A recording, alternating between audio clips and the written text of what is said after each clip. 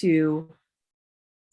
All right, hello and welcome everyone to another Chat and Learn here with Power to Fly. My name is Mariella Marie, and as always, super excited to roll into this next hour with you all. I've had the pleasure of speaking with our panel a couple of times to prepare you all for our virtual job fairs here at Power to Fly. So I know they've got a lot of knowledge to share. They're calling from all over, and I'm excited to pass the mic to them, but I just want to go over some quick housekeeping rules before we set the stage and roll into your awesome questions, just so that everyone feels comfortable and confident in this next hour. So I like to remind us, even though we don't need reminders, crazy things going on in the world, you could be doing anything else with your time, but you're deciding to spend your time with us. So let's participate. Let's really use this time to network with each other. You all are here on the call. You probably have some things that you enjoy doing that you all can vibe with together. So I would say use this as an opportunity to network amongst yourselves. You can use the chat box to drop your preferred way of connecting.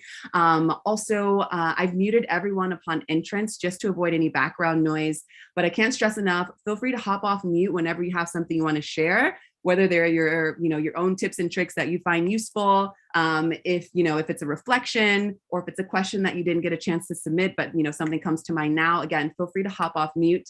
Let's just be respectful of everyone's voices and have one person off of mute at a time. I'm not afraid to kick people out of the session if we aren't respecting voices. I really pride myself in holding safe digital community here.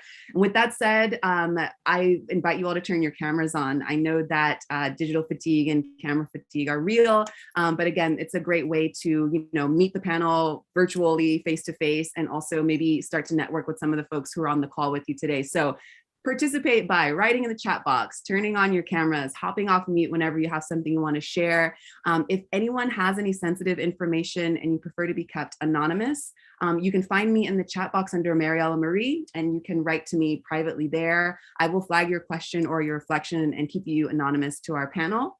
And the last thing that I'll say is we'd love for you to follow us on socials and subscribe to our YouTube channel so you can keep up with all the great chats we've got in store. Now, if this is your first chat where I'm moderating, I'm just going to take a couple seconds to introduce myself so that we can pass the mic to our panel. So I love speaking about the importance of emotional intelligence at home and in the workplace. I often host virtual career fairs. I'll be with Amex on our next virtual career American Express. And I like to bring up, how can someone, if they're interested in seeing how the company is developing emotional intelligence on different teams or in, employee resource groups, I like to kind of probe people there. So I might bring some of my emotional intelligence philosophizing to the conversation. Feel free to join me. Otherwise, you can support my project at thepositiveforceteam.org. You can sign up for our newsletter, or you can connect with me on LinkedIn. All right, so without further ado, I would love to pass the mic around to our panel. Kelly, let's start with you. I won't read what's on the screen. And for those who are, joining for the first time, I know you've been on several chats with us before, but as if this were the first time people were meeting you, let us know a little bit about yourself, where you're calling in from today, and what you're excited to share. Thanks, Mariella. Hi, everybody. Welcome. Thank you for joining us. I founded Allora Collective in 2020. I've spent a very lovely long career in recruitment, from creative to marketing to technology, from New York to LA to Seattle, and then also lived in Europe and Amsterdam. And I created Allora Collective because I felt like everyone needed a team of support when it came to navigating job search, career changes, interviewing, offer negotiation, and relocation. Moving around and living a life as an expat if you want to, I think is an incredible experience. And together with Anina and Rachel, that's what we help people do.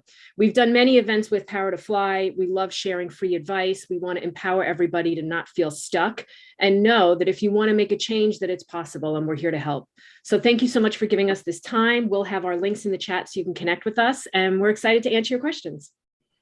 Awesome. Thank you, Kelly. Well, I know we're going to learn more about you as we roll into the questions, but for now, let's pass the mic to Anina. Anina, let us know a little bit about yourself, where you're calling in from today, and what you're excited to share.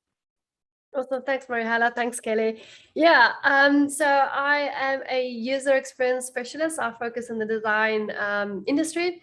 I'm actually originally from South Africa, Cape Town. I have always aimed to have a very virtual and remote life while doing and pursuing my career. I've actually found, and working with Kaylee a few years back on Power to Fly, she had a session of very first a presentation with Power to Fly, and I've met Kelly, and we really developed a really good relationship. And then last year, I've joined the Allora Collective team, because as Allora Collective, I feel very passionate about helping people pursuing those dreams that seem so far from us, right? Helping them, making sure they can achieve whatever career goals they have for themselves with the amazing team at Allora Collective. With over the last 10 years working in my industry, I also coach and mentor and teach internationally and work with international clients. So it's really great having that experience and helping people all over the world to pursue their career goals. So that's me. I'm calling in from Tbilisi, Georgia at the moment in Eastern Europe. So if you do hear very strong noises, it's the wind. It's crazy at the moment, but do bear with me. It's lovely to be here. I'm really excited for our session, and I'm going to hand over the mic to Rachel.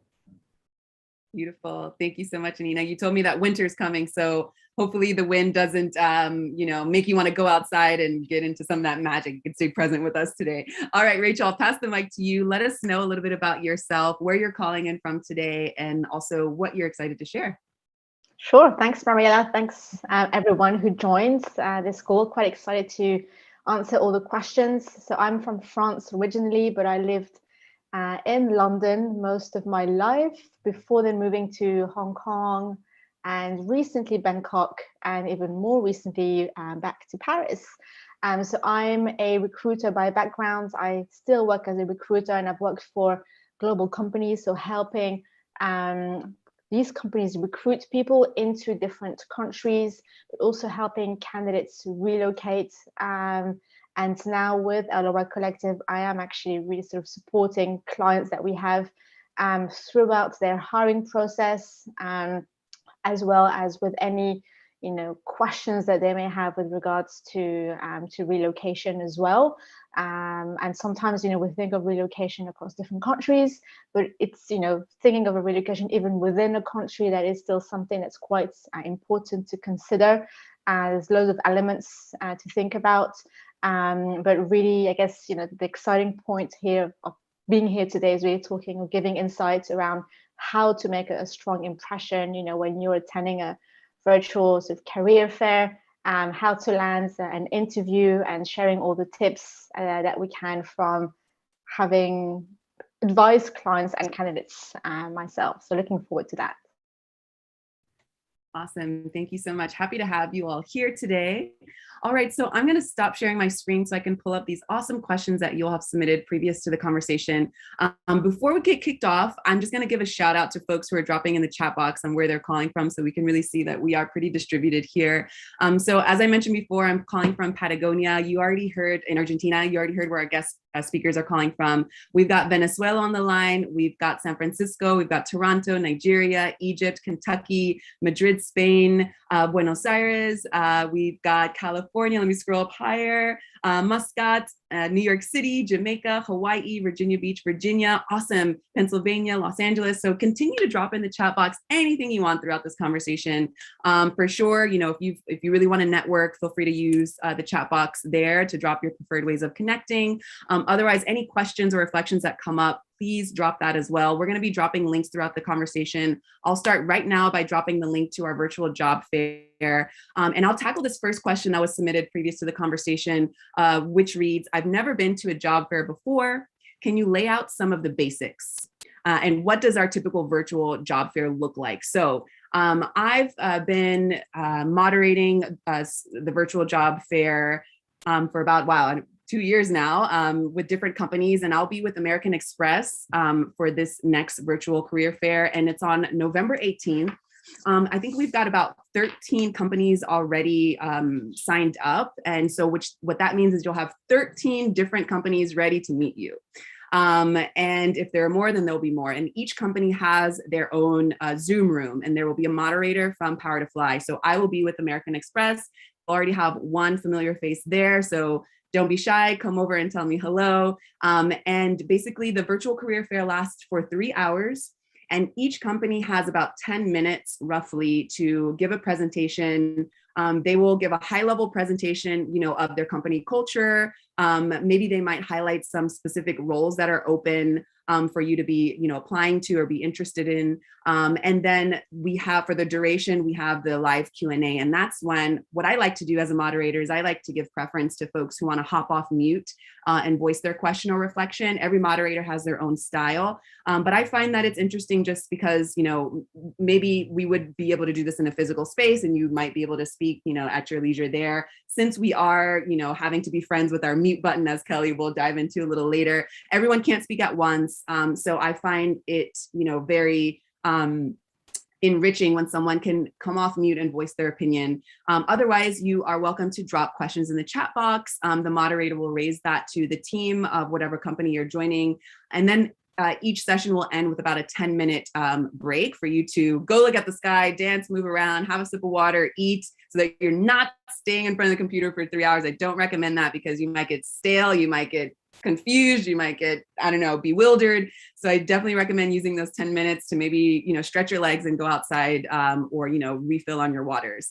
That's high level. So again, November 18th, each company has about a 10-minute presentation to kick off the session.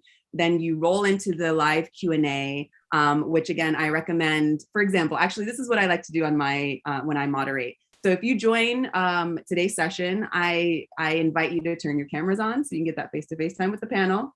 I also invite you to put any pronouns behind your name if you feel called to do so. Again, at Power to Fly, we believe in visibility. This is a safe space. We've got a lot of work to do when it comes to inclusion, equity, and diversity. So if some of these companies are, working to bridge their inclusion, diversity, and equity efforts, you can kind of give them, that raise their antennas and know that you are proud to be who you are. So of course, no stress there. You don't have to, but if you want, you can put your pronouns. I also recommend putting, if you are pivoting into a role, or if there's a specific title that you hold that you think, you want to share, add that to your name so that people can kind of do some visual cues there.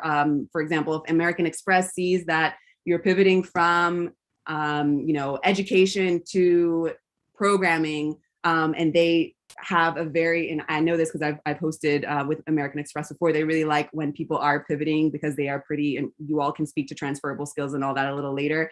And I find that that's very helpful to highlight. That's just in my personal opinion. But yes, 3 hours, 10 minutes in the beginning, live Q&A, hop into different companies, do your research before, and our panel is probably going to dive in way deeper on how you can do your research before so you can be prepared. So with that said, let's move on to the next question here. Kelly, I would love for you to tackle this one. How is a virtual job fair different from an in-person event? Thank you, Mariella. I think it's a great question. And at the basics, the difference between a virtual and an in-person is really the physicality of it, from my experience. I've represented companies at career events, whether it was South by Southwest in Austin, back when we were allowed in a room, or in smaller events. So if it's in a physical space, you can show up, you can have your resume in hand, you can walk up, wait in line, and talk to whoever you want. When it's virtual, your access to people is controlled, right? You're probably going to be watching a presentation. There's a chat room, but you don't have control to make someone respond or see your message if there are a lot of people. But there are advantages to the virtual aspect of it. You can watch the whole thing. You can watch part of it. You can use that event to message the person that spoke a great subject line of "you were great at this event." People love a compliment, and message them on LinkedIn, or if they give out their email, and ask for their help. When you're going to message someone, be specific. Ask for an introduction, ask for a referral, ask how to be in their talent pipeline when something opens up, if nothing is open currently. So the format is different, but you can find the same opportunity. And also in a virtual one, you can do more in less time. Whereas with a physical space, usually you have to, I would use the word schlep, meaning you have to drag yourself over to a convention center, and you kind of also have to wait in line and fight. But when someone does it virtually, they're basically saying, and they're giving you a reason to reach out to them after. So they should be expecting that type of networking. Beautiful. Thank you so much for setting the stage, Kelly. Rachel, I'd love to pass the mic to you to tackle this question. So how do you efficiently exchange information with potential employers when you can't just hand them your resume? Yeah, so that's a very good question, because when you are in the career fair, you are basically, it's live, right? So you don't really know how to go about to do that. And typically hiring managers at the job fair may actually tell, attendees how you should do that. But sometimes, they may also be reluctant to just share their contacts emails directly, because then they may just get bombarded by by all attendees reaching out to them. So they may just say, please, just apply, on the website, or just, follow these specific instructions. I do think it's always, helpful to find a way to, chat to them, or send them a message, or even just ask a question of, how you can, sort of liaise with them. How can you follow up? And a good way to do that is, asking if you can follow up or link with them on LinkedIn. So ask, connect with them, or by email. So really sort of, as Kelly suggested, actually saying this, short compliment, saying that, they were great at the event, and then following up with, your CV, your cover letter, introducing yourself, or even asking for a recommendation. So I think these are great ways to connect, with attendees. You can also connect with, whoever, connect with participants. That's also the point I wanted to make. So not just with whoever is presenting from the company, but also liaise with attendees. And if you see that these attendees or participants may be coming from, a company that you also find interesting, you're trying to get into that company as well, ask them for a referral, ask them to introduce you as well. So really making the use of not just what is being said, but of really the whole event. So whoever is attending, whoever is presenting, and really sort of bridging, or really making those connecting the dots throughout this whole event. Yeah. Beautifully said. Thank you for those tips. Okay, Anina, let's pass the mic to you. What are some best practices for researching companies and roles prior to the job fair? Oh, this is so important, Mariella, right? You can't just go into a job virtual fair and think, you're just going to listen to presentation and it goes, right? That's not the point. You waste your 3 hours. These virtual fairs makes a lot of effort in having a presentation, right? In a physical one, you don't get that presentation. So I think this is a big bonus of a virtual job fair, having a presentation, really understand the company culture and what they're looking for, and if you're a great fit for that company.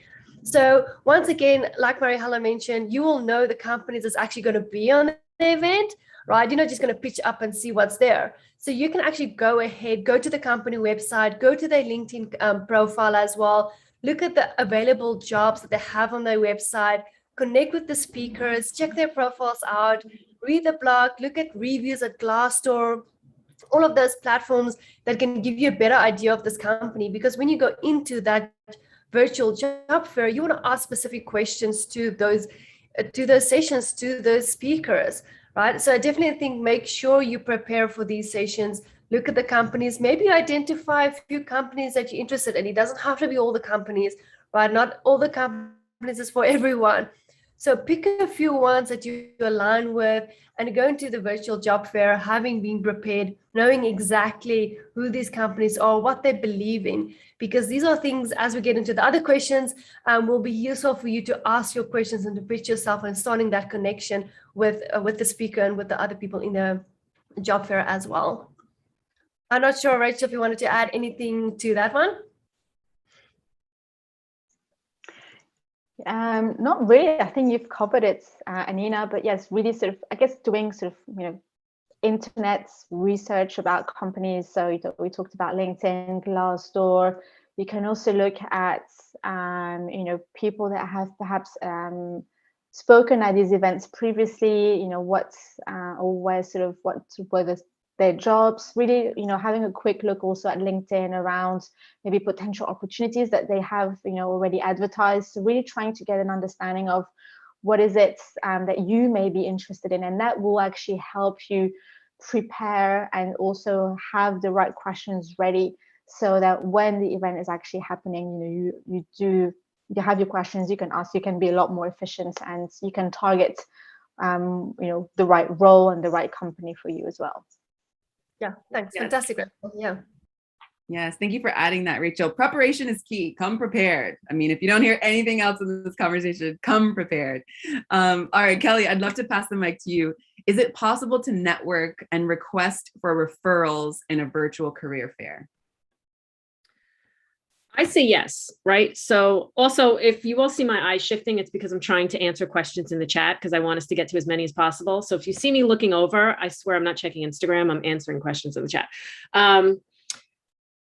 I say yes. I say you have nothing to lose. You have to kind of see how it goes and if you feel comfortable, right? I work with people, or I should say we work with people all the time. And in terms of job search networking, sometimes people are like, I don't know if I should ask them for a referral and introduction. I don't really know them. Where LinkedIn connects, or they spoke at the event. Why would they help me? And really my answer to that is, what do you have to lose? People are not going to answer. People are going to say, I don't feel comfortable, but you have to kind of not care and just keep trying until someone says yes, or someone's willing to help. If I am the hiring manager, and I've done this before when I was at Booking.com or the NFL or General Assembly, like name the company, part of recruiting is representing the company. If you put your face in an event and you don't expect people to ask you about introductions, this role is open, could you help me so I don't get lost in the inbox? There's 100 applicants already. Whatever your message is, if you're the hiring manager and you don't expect people to ask you, you really shouldn't be doing the event. You shouldn't be putting yourself out there. Same on LinkedIn. If you see a job posted, for example, some jobs, when they're set up on LinkedIn, it'll show you who posted the job. If you put your name on the job saying, I posted it, and then someone reaches out and says, I'd like a referral, and you're offended, then something's lost in that connection. When you're doing a virtual job fair, I think the more open we can be, the better. And it's really good to help each other. When I was at General Assembly helping people change careers, as much as I encourage them to network with the hiring manager, the recruiter, who want to help, but they have a full-time job as well, network with each other. Use the chat box. Tap in the chat box, copy all, paste it in a sloppy doc, and then find everybody's links after and connect. Then you can go onto LinkedIn, see if someone has a connection and ask them for an introduction. If you're live during the event, maybe not the exact right time to say, can you make a referral for me, when there might be 100 other people listening and waiting. What I would suggest saying is, thank you so much for your time. This is why I wanted to hear you speak about the company and why I'm interested. I'm looking out for this role. What is the best way for me to follow up? Should I follow up with you on LinkedIn, or do you prefer email? If you notice, I'm assuming that the person speaking will let me do that. I'm not asking them for permission. So don't waste time if you can be more direct. I hope that answered, because I want to try to give examples for all of you so you can like visualize what to do in addition to explaining it. So be comfortable. You have nothing to lose. You can post in the chat. Are you comfortable with email or LinkedIn? And maybe if you're on a session and they run out of time, then maybe you come off and you say, I'm sorry to interrupt, but we're almost out of time and I didn't get a chance to ask a question. Can I follow up with you after the event and send you my question? Right? Just a couple of thoughts. I hope that answered the question for everybody.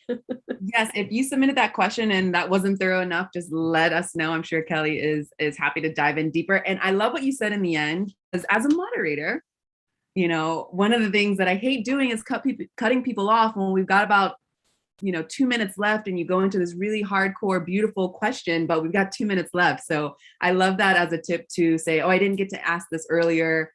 Can I either come back to the second session or third session? Yes, actually, I recommend that. If you don't get your first question answered in the first session, try to come back for the second or third session. And if not, I love, Kelly, that you are recommending to ask how to reach out afterwards. So Rachel, let's talk about setting realistic expectations.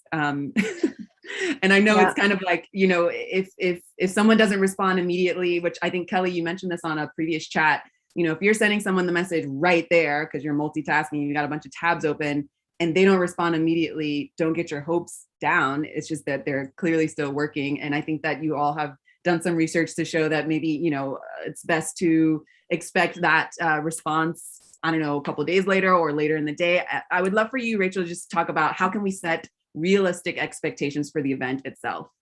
Yeah, that's a great question, because you also want to make sure that you get the most out of it, but that you don't get disappointed or frustrated by not asking questions. So I think also what Kelly and Anina have said so far around, not hesitating to reach out to people if you have questions. So, realistically, a virtual job fair is really around listening. You really have to take on board what is being said, analyze it, and really see if this is a company that would be attractive to you. There may always be things, could be whether it's options to work remotely, options to travel, options, or whatever is being said about the company culture. Some people don't like to travel, some people absolutely love it. So really, I think the expectation here is that you get to learn about the company, you get to understand if it's a type of culture and environment that you would like to work, to operate in. And the one thing I'd like to also add to that is, it's the reason why this is important is because you have the chance to listen to what is being said about that. When you actually go into a job interview, it's much harder to find out what the company culture may be like. And I recently wrote a blog article around, how to best understand if the company is the right cultural fit for you. So you can actually find this on the Allora Collective website. But this is really, the expectation to set is it's really a ground for you to understand if it's the right type of company, of environment for you. And that's why, if it is, what do you then do? You connect with people. And I think pretty much what I've said in the last question, so connecting with moderators, with whoever is presenting, but also with other attendees. If you see someone asks a great question, connect with them on LinkedIn, or ask to connect, or ask them to sort of have a chat. It may sound weird, but this is what these events are for. This is really around networking. It was created for that. So I think some people ask, how do I know that I've attended a successful event? And this is linked, so some people may set themselves expectations like, oh, I need to speak to, for example, I need to ask, let's say, 1 or 2 questions, or I need to connect with 4 or 5 people. This could be some sort of a metric that you may want to sort of give yourself to sort of try and push yourself to connect with people. So I've helped clients, sometimes suggest, to connect with a specific amount of people, not just in a virtual, job fair, career fair, but it could even in an in-person event, or just connecting with people on LinkedIn. So these, I would say, are some of the expectations that you should set for yourself, but that you can also work on. You can also set yourself. So really depending on how comfortable you feel and how much you also want to push yourself. I hope that really answers the question. Thank you, Rachel. And I just want to hold you while I've got you on the mic to tackle this next question here. Are virtual job fairs only for those looking for tech or IT positions? Not necessarily. It really depends on what event you'll be attending. That's really the short and sweet answer to it. But each event, of course, will be advertised for, it may be around specific roles or specific types of companies. I would also say, depending on what is said in the description of the event, if it is, let's say you work in IT, but you see an event that's not an IT related event, but still a company that you find interesting, you can still attend the event and try and find the name of a moderator or someone participating or presenting, and you then can reach out to them and ask for being referred to an IT recruiter or a head of IT, someone that you can actually then connect with and send your CV to. And the reason for that is at least you get to find a way in, right? As opposed to applying for a job or not, so it really increases your chances of finding a way into an organization. It could be that there's no opportunity right now. Perhaps another one will really open up later. Right now we see a lot of activity in recruitment across, I would say, Europe, the US, is loads and loads happening. So I would really recommend, if obviously the more relevant to your area of expertise, of course, that's the best way to go forward. But if you still see an event with a company that you really feel passionate about, I would still say, listen to the event and try and find a way to connect with someone there. And to your point, I mean, I love that a couple people are taking the invitation to add things behind their names. So Jessica Ward, I think she jumped, but behind her name, she had open to pivot based in LA. I see that Erin Halden here has mental health and education, and then an arrow software engineer. So, I mean, this has just kind of come up in my desire to help people connect more. And I find that that's a nice visual cue. So if you feel like you're in the wrong place, at least you can show yourself a little more by putting, what your interests are, what you're pivoting into. And maybe someone might say, hey, you're actually in the right place, because we love to see this kind of background, or we love when people are pivoting from blah, blah, blah. So you never know, really. And just bring your best self and do the preparation. I love that you're highlighting that. Anina, should those of us in other fields be using some other method for job hunting? I think I like the saying, the success of it is what you make of it, right? So a virtual job fair could be successful for anyone in any field if they are going to use the opportunity to make it successful. If you're going to this job fair without preparing, without doing your research, without even knowing what you're looking for it, then yes, it's not going to be successful, right? So it's not based on the field, but based on your mentality of going into these things.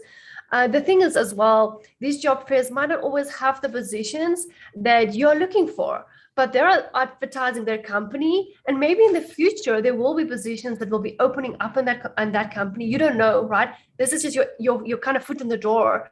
So for example, if you are looking for a design position at an agency and they don't have that yet, by saying, cool, I'm a designer in an agency, that's already making that connection. So in future time, you can connect to the hiring manager and ask them, is there any future possibility of scaling or expanding? And they'll be able to either direct you and say, yes, this company is looking for that in the next 3 or 6 months. Or you know what, there's other companies also looking for this relevant experience and skill set. So it really is for networking, this fairs, and you have to be kind of open-minded about that. You go in with this for opportunities, but you have to make that opportunity possible. I think Kelly and Rachel covered this quite a lot, as well as preparing yourself for these sessions is key, because you will then get the most from it as well. So don't be afraid when it's not listing your titles or your positions, it's the company, right? And you are at the end of the day going to work for a company in a specific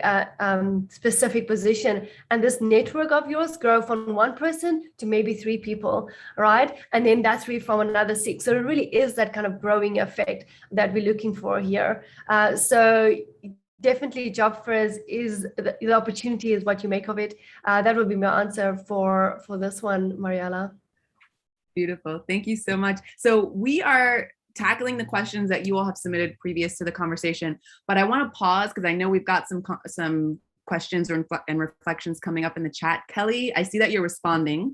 So I think it's easier to just ask you, is there anything that's coming up that you want to give voice to that's happening in the chat box? I see you're dropping links and everything like that. So thank you for that. But anything you want to give voice to before we move on? No, I think we're doing pretty good. I think, I mean, the rhythm seems good for me. I want to know what the attendees think, more or less. I'm trying to get the questions in the chats answered as much as possible, because oftentimes we just can't get to everything. And when you have over 100 people, how many questions can you really get to?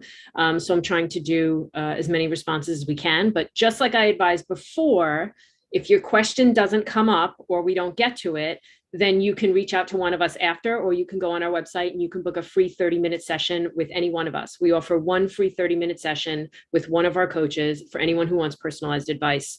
On the referral question before, I was just adding something in the chat. I just wanted to clarify a little bit. If you think you might have a chance to speak at an event, whether it's in networking with a recruiter or other people, or if you are planning a Q&A because you found an open job at a company that's presenting, before you talk, it is very important to prepare what you're going to say. Just like interview prep, prepare 2 to 3 sentences. That's it. This is who I am. Thank you so much for speaking about the company. This is why I'm interested. This is the role I belong in. What's the best way for me to move forward? And can you help me stand out in the inbox? So if you get the chance to talk, you want to be direct and concise and make the most use of the time.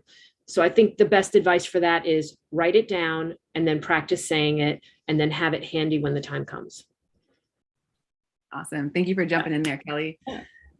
All right. So I'm going to hold for a light pause after this next question in case someone wants to hop off mute. So if you are looking for that opportunity, get ready. All right. Until then, let's move on to this one here. Rachel, this one is for you. How can I best navigate this space when I am mid-career, 15 plus years, and most events seem to be targeting new graduates? Yeah, I guess a similar answer to the one I answered before around sort of the IT or tech type of backgrounds.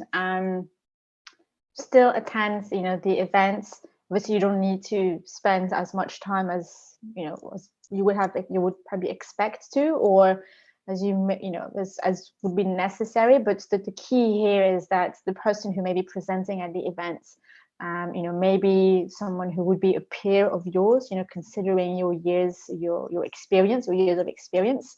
So here, approaching or contacting this person more as a peer, asking for, an introduction within their organization. We've talked, you've actually said, Maria, that there were quite a few people that perhaps have done pivots in their careers or want to, not sure how to approach that.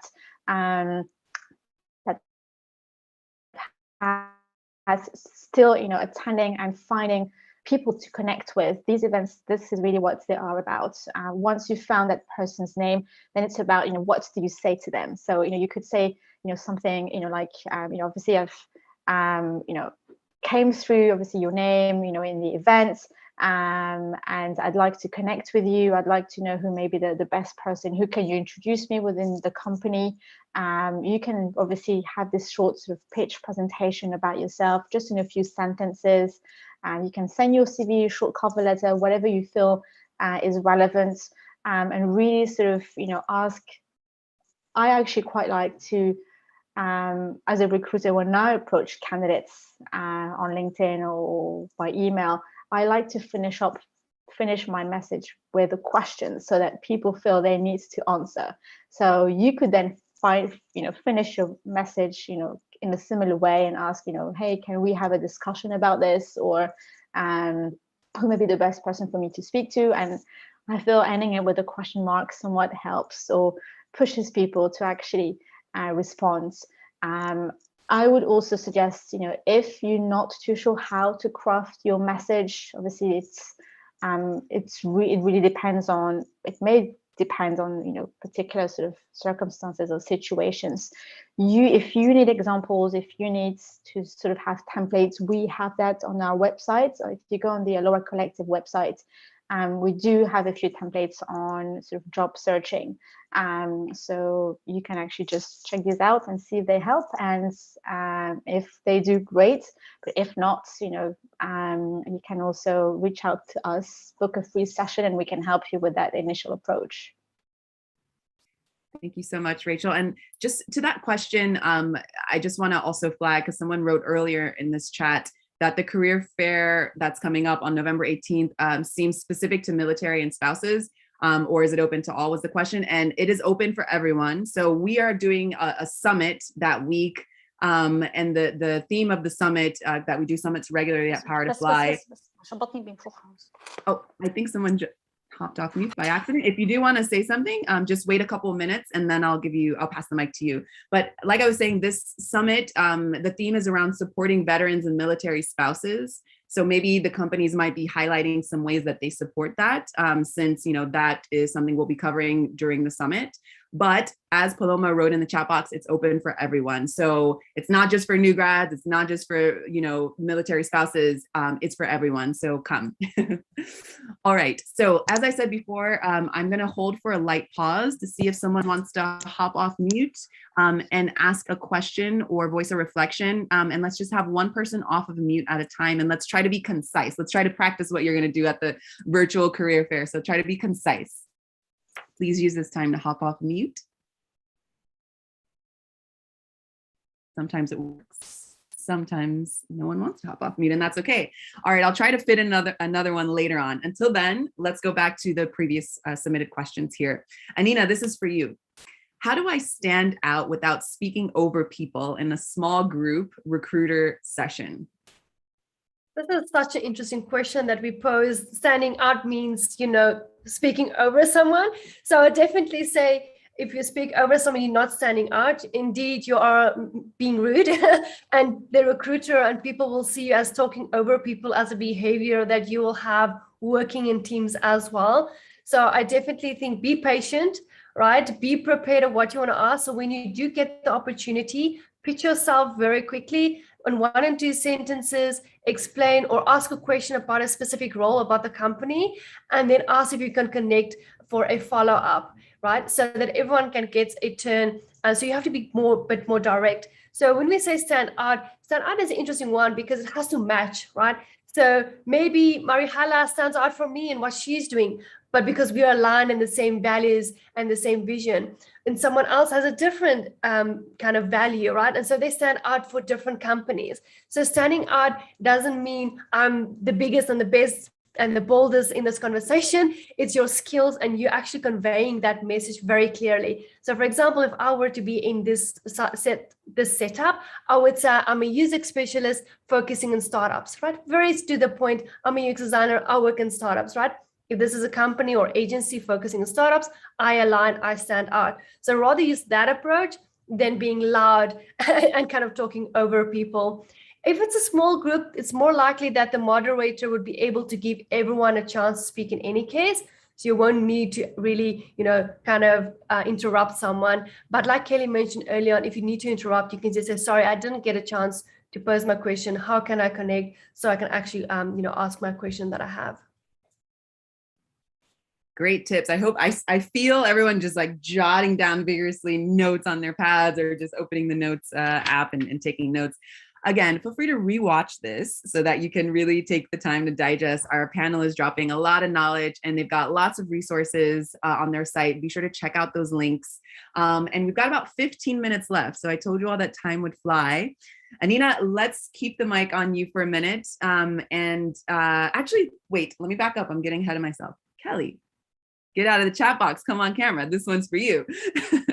Okay, so what do we need to know about being on camera in a professional capacity? She said, get out of the chat box. How could you tell I was in the weeds? That's a good question. And I think everyone has different opinions about this. My opinion about being professional is be comfortable. I don't think being professional requires a button down. I don't think it requires makeup. I think it just means be clean and be comfortable, right? Before you start an event, before you're on camera, test it, look at your background. If there's a pile of messy clothes behind you, then blur your background or turn the camera in a different direction. Be comfortable. Like, I'm just wearing a black t-shirt right now, but I feel comfortable and I feel good. If I was wearing something that was a bit more fitted, I might not be so comfortable sitting in this chair for an hour. Okay. So I think virtually and being on camera gives you more freedom with how you want to present yourself than it does on site. On site, I would typically advise, especially women, to think about what they're wearing, because if you get there and you're sitting in a low chair, or some startups, instead of sitting at a conference table, would have like a couch. So now you're sitting like 3 inches from the floor and you're so freaking uncomfortable that you just don't know what to do with yourself. So being on camera, I would say just be comfortable. Take a screenshot of your face, check it out beforehand. And if you're comfortable, the other person will be. Have a drink near you. Organize yourself. If you wrote out a pitch, either have it written down or digitally somewhere. But that would be my best advice, right? And, most people if it's on camera, they're only going to see, where the camera is. You could see the face, or you could just see, let's say, the waist up. But I wouldn't suggest kind of doing the whole I'm sitting in my underwear thing for men or women, because you never know if something knocks on the door, you get up and you forget, and then you kind of run. So that would be my best advice. Yes. It goes without saying, you would think we would have that in our minds, but I think we've seen too many bloopers that, life gets real and you don't want that to cut out any chances. I mean, it happens, you want to close a window, a noise happens, you have a pet that runs across your foot, you don't realize it. I mean, there's commercials about it on TV that are hilarious, where everyone in the meeting is like, we can see your boxers, dude, what are you doing? So just check it first, be comfortable, If you feel good about it and you feel like you feel good, then you will speak better and you'll present better. And to me, that's the most important thing. Like if someone's not going to interview because you're wearing a tank top or a t-shirt, then I don't want you working for them. It doesn't make sense. Anina, do you have anything else to add? I would love to tie in this question also that was submitted previous to today's conversation. How important are things like your outfit and background in a virtual interview? I know Kelly touched on some of that, but would you like to highlight anything else? Definitely wear pants, I guess. That's the takeaway from that one. But I think it is about being comfortable, right? And if people or company judges you by how you look on camera, maybe that's not the company that you want to work for. If I have to dress up very professional and I'm uncomfortable, that do you want to work for a company that makes you feel uncomfortable or expects you to be that way? Right. So it definitely is personal choice. I also like to be comfortable. I sit here in my shorts. I have pants on, but it's shorts, right? And I'm happy with that. It doesn't matter. It doesn't influence my professionalism, right? So you have to think about, how you feel in that position. Do you think about backgrounds in a way? It's a tricky one because I like to have a plain background because it might distract the other person or the other end on the call, right? So sometimes backgrounds could be distractful. I'm not saying it is, but be cautious about there. Luckily, you could use filters like blurring it out or creating a picture behind you. You do whatever you want to do. That's up to, your choice. But I do think if someone judges you based on that, it is not the place for you at all. And also we know we work from home. So life is messy.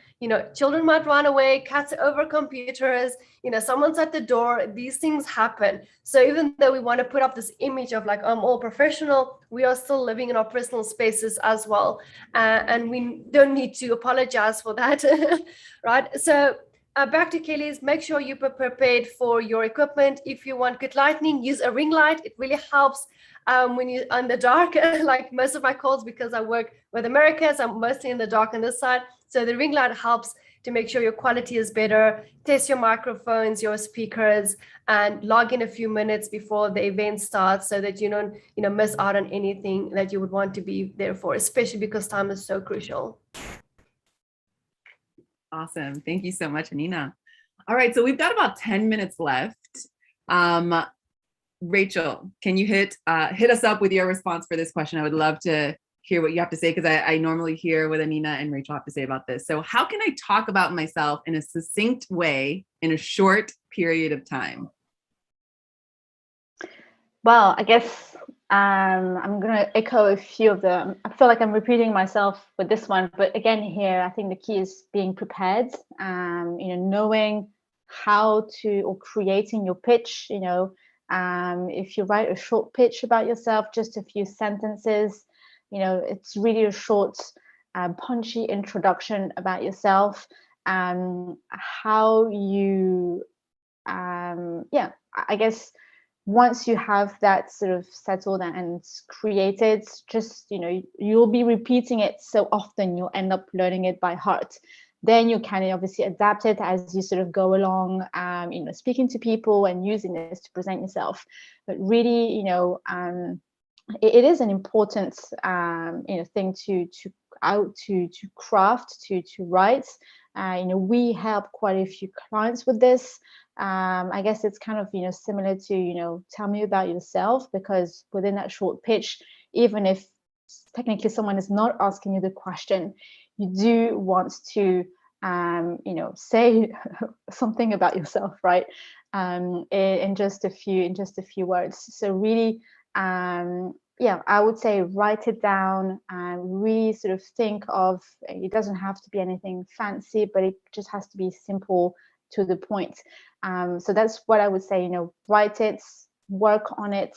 Again, we're talking today because we want to help people, ideally get jobs, get interviews, but that requires preparation. So if you feel like you need help just to do that, reach out to us, and we can help, suggest or give you sort of advice on how you should best craft this message.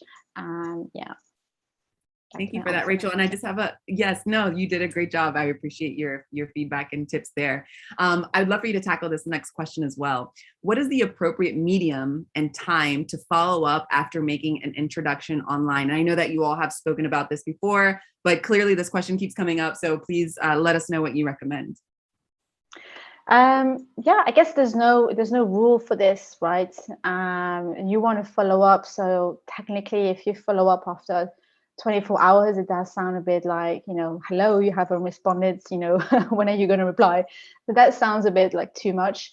I would say, 3 days is kind of good. It gives people time to respond, but it's also a reminder of, that you've messaged them or you've emailed them and they haven't responded. I would say 3 to sort of 5 days is a good sort of time frame to follow up with people.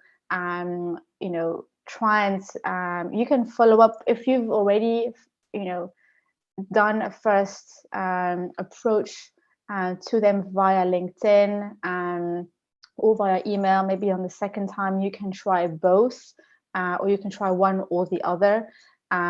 So really trying to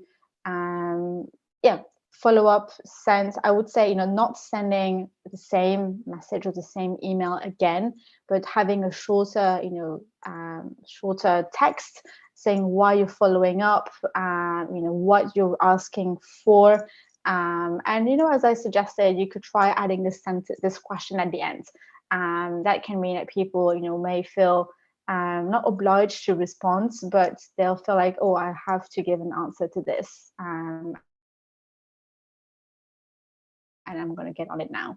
So I would say this is probably the advice that I would give. I would say give a bit more than 24 to 48 hours.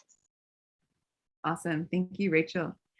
All right, so we've got one more question. I'm so excited that we could get through all of these. You've been an awesome panel. Anina, I'm going to let you close us out with this question here. So a few months ago, I attended a virtual career fair where most of the recruiters only spoke through a live text chat instead of a video call. It was very difficult to communicate with them through text. How do you engage a recruiter during a live text chat at a virtual career fair? Dun, dun, dun. There we go, drum roll. So besides being prepared, maybe this is the two P's of the session, is be prepared and be patient, right? So for this answers definitely have to be patient. Don't just give up because you can't go on a call, right? Make sure you have a copy of your question already, maybe saved digitally, copy that into the text in the chat, paste and share your LinkedIn profile link as well. Tag the recruiter by the @sign. So use the @sign to kind of raise awareness that you've messaged that person. And some features also has direct messengers or direct messaging. So you can also send the speaker a direct messages. If that is disabled in a session, pop them a LinkedIn message. Say it was great having you at the session. I didn't get a chance to ask questions, but I would like to speak to you and ask you some questions, right? So there's not an excuse not to connect or ask your questions, right? But be patient. Everyone has questions to ask, so they might not get to your questions at that point and time, but they will get to them. Just be patient, be respectful of each other's time, and follow up with them on LinkedIn. Give them a compliment. Everyone loves compliment, like Kelly said, and this will be no different, right? So I think that's my wrap up. Prepare it and be patient. Great.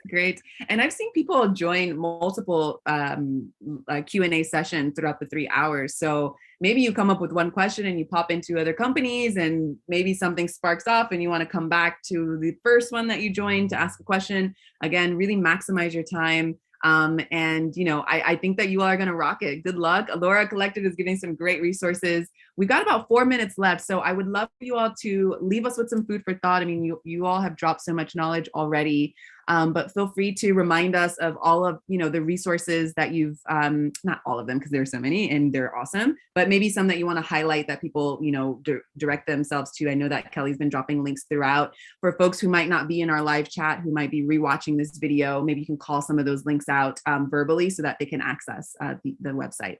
So let's start with you, Rachel. You're at the top of my screen. Can you leave us with some food for thought, encouragement, anything you want to say? Yeah, I would say look at some of the resources that we have for sure, because it's free, it's there. Some of us, actually wrote this from experience. So it's definitely there to be shared with everyone who wants to read it. Also, don't hesitate to book, obviously a free session if you want with us. We do free 30-minute sessions, so you can do that. But really, my advice here is, I guess, for those that maybe a bit more sort of scared of, interacting with people, because sometimes an in-person event can be a bit daunting. And when I attended in-person career fairs myself, I felt like, oh my God, what do I actually say? What do I ask? I think for some people that attending a virtual fair can be a bit more reassuring, but at the same time, it's really an opportunity to ask questions. So really don't be shy. There's no silly question, because it's an environment where people are supposed to learn, to network. It's where you can practice that. When you then actually have to do it face to face, you really have to think more on your feet. If it's virtual, you have the time to think about what you may have to write if it's all done by text, for example. But I would say, don't feel scared, or be comfortable. Obviously, wear whatever clothing you feel comfortable, as we talked about, and really sort of make sure that, I would say, have those shorts, create yourself a few sort of goals, objectives that you want to get out of it. That would be my advice. But I'll also leave it for Kelly and Anina in case they want to add anything to that. Always good tips and advice. Thank you, Rachel. Yeah, thank you everyone for joining us. We really appreciate you spending this time with us. Again, if you want more personalized advice, you can go to our website, alloracollective.com. The links are in the chat. You can book one free 30-minute session with any of the three of us. We're happy to help give you some personalized advice and get you moving. I would also keep in mind, in terms of the virtual job fairs, companies do these things for a reason. They're there to advertise. They're there because they want more people to know about their company. So, the purpose of the messaging, is to basically get someone to look at your resume. And then the purpose of your resume is to get you the interview. Then once you're interviewing, that's the road to the offer. So remember what the purpose of all this stuff is. And I mention that because when you're sending these messages and asking, can you help me not get lost in the inbox? Can you make an introduction for me? That's really all you're asking. And it's very similar to a business development list for a salesperson. You kind of really have to not care who answers or when. You just have to get to the one person that will. So if you get off the event and the speaker doesn't answer your message and 5 days have gone by or 3 days have gone by, message anyone in recruiting, message anyone in marketing or employer brand. They're doing these events for a reason. So message them and say, I saw the event and I loved it. That could be just the one thing in the subject line that gets them to open the actual note and could get you the connect at the company. Yes, thank you, Kelly. Great food for thought. Anina, final words for you. I mean, we're already over time. I'm just saying, have fun as well. Enjoy it. Like, life is so serious. You're on a virtual call. Maybe you want to have something nice with you. Have some snacks or drink something nice, like a coffee. It doesn't have to be so stiff, right? You can relax a little bit. Make sure you enjoy it. So you kind of take that stress levels down. Maybe do some meditation practices before. Breathe a little bit. But I would say enjoy. This is a really good way to kind of meet new people and just network. So yeah, have fun. One last thing, we are going to have another blog come out very shortly this week, which will be geared to preparing for virtual job fairs before, during, and after the event. So keep an eye out on that. You can join our email list from our website or follow us on Instagram. We'll send you a note about that in stories or in a post. But again, thank you everyone for joining from around the world. Thank you, Power to Fly. Thank you, Paloma, for putting this together. Thank you, Mariella. You are a gem, and it is always lovely to do an event with you. And we're so excited to keep doing it and do more. So thank you, everybody, so much. Thank you all. Thank you, everyone. Rock it out. Good luck. Bring your best self. Use all the resources that everyone is dropping. And we'll see you on the next chat.